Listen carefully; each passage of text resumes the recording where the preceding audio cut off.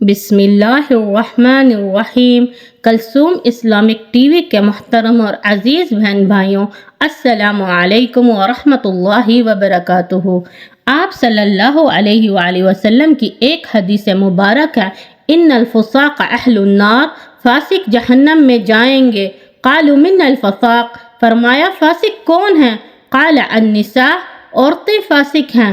صحابی پریشان ہوئے، صحابی نے سوال کیا، یا رسول اللہ صلی اللہ علیہ وآلہ وسلم، عورتیں تو ہماری مائیں بھی ہیں، عورتیں تو ہماری بیٹیاں بھی ہیں، اور عورتیں تو ہماری بہنیں بھی ہیں۔ آپ صلی اللہ علیہ وآلہ وسلم نے فرمایا، میں ان عورتوں کی بات نہیں کر رہا ہوں جنہوں کو اللہ نے بہت کچھ دیا اور وہ شکر نہیں کرتی، جب معمولی سے آزمائش آ جائے تو صبر نہیں کرتی۔ بے صبری کرنے والی، ناشکری کرنے والی عورتیں فاسق ہیں۔ میں باقیوں کی بات نہیں کر رہا ہوں۔ آپ صلی اللہ علیہ وآلہ وسلم نے فرمایا، عورتوں میں نے دیکھا اکثر تم جہنم میں جل رہی ہو۔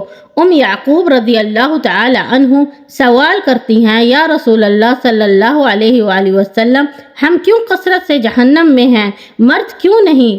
آپ صلی اللہ علیہ وآلہ وسلم نے فرمایا، تم لعن طعن زیادہ کرتی ہو اور خامنوں کی ناشکری کرتی ہو۔ چھوٹی سی بات ہو پڑوسن سے گلے شکوے لعن طعن کرتی ہو، چھوٹی سی بات ہو بڑی کر کے بتاتی ہو۔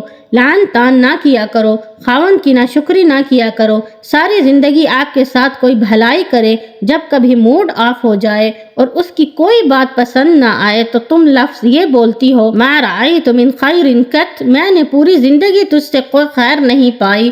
یہ ناشکری ہے۔ اس ناشکری اور اس لعن طعن کی وجہ سے اور بے صبری کی وجہ سے جہنم میں اکثر عورتیں جائیں گی۔ علاج کیا ہے؟ آپ صلی اللہ علیہ وآلہ وسلم نے بتایا، کثرت سے استغفار کیا کرو اور صدقہ کیا کرو تاکہ ان تینوں مصیبتوں سے تم بچتی رہو۔ میری عزیز اور محترم بہنیں، میں آپ سب سے گزارش کرتی ہوں کہ آپ اپنے خاوند کی ناشکری نہ کیا کریں، ہر چیز پہ الحمدللہ کہا کریں۔ جس دن آپ شکر ادا کرنے لگ جائیں گی، اس دن اللہ تبارک و تعالی آپ کے رزق میں بھی برکت ڈال دے گا اور آپ کے دلوں میں بھی محبت ڈال دے گا۔